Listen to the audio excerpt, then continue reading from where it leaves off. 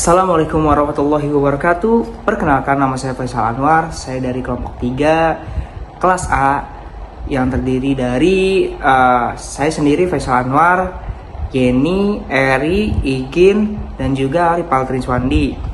Nah, saya di sini akan menjelaskan tentang alat-alat K3 dan juga cara penerapan alat K3 pada praktek pengelasan. Oke, langsung saja tanpa perlu basa-basi.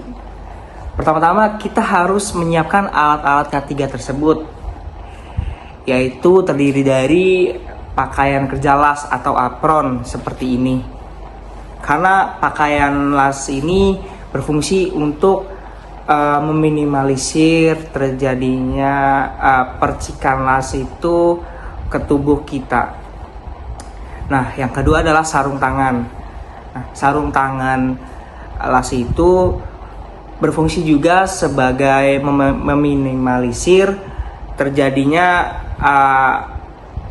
kontak si percikan api dari hasil pengelasan itu ke tangan kita. Yang ketiga adalah sepatu las.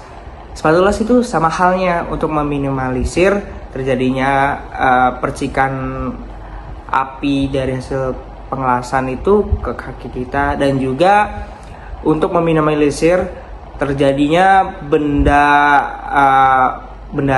kerja atau apapun itu jatuh pada kaki kita. Yang keempat adalah helm las.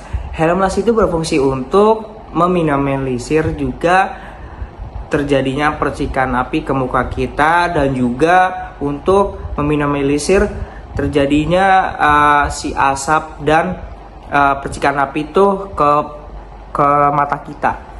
Karena kalau kita tidak menggunakan helm las itu bisa melukai kepala,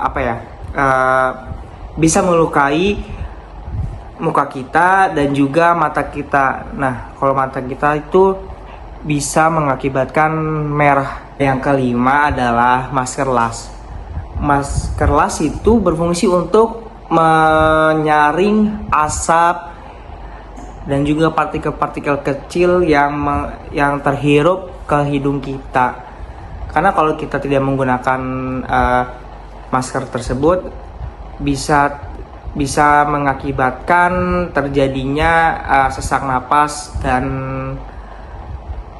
hal-hal lain yang tidak kita inginkan. Personal protective equipment adalah wajib dipakai oleh operator las saat melakukan pengelasan. Alat pelindung diri adalah merupakan bagian penting dalam penerapan keselamatan dan kesehatan kerja dalam laboratorium. Kecelakaan kerja bisa terjadi jika tidak memperhatikan prinsip unsafe condition dan unsafe action. Secara umum, bahaya pengelasan dapat dibedakan berdasarkan proses pengelasannya. Bahaya ini dapat dibedakan menjadi bahaya karena sifat pekerjaannya, seperti operasi mesin, listrik, api, radiasi busur las, asap las, dan ledakan. Tukang las dan para pekerja lain harus dilindungi dari mengisap uap dan gas yang berlebihan. Akibat pengelasan dan pemotongan, gas dan uap lebih banyak terjadi pada pengelasan dan pemotongan dengan gas. Untuk melindungi para pekerja, maka penggunaan ventilasi udara sangatlah vital untuk menurunkan kadar uap dan gas sampai kadar yang tidak membahayakan. Selain itu, penggunaan masker udara sangat dianjurkan. Ventilasi dapat berupa ventilasi lokal atau ventilasi terpusat. Penyetelan kuat arus pengelasan akan mempengaruhi hasil las.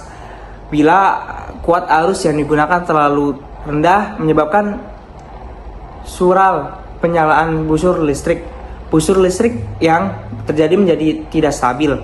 Panas yang terjadi tidak cukup untuk melelehkan elektroda dan bahan dasar, sehingga hasil merupakan rigi-rigi las kecil dan tidak rata, serta penembusan urang dalam.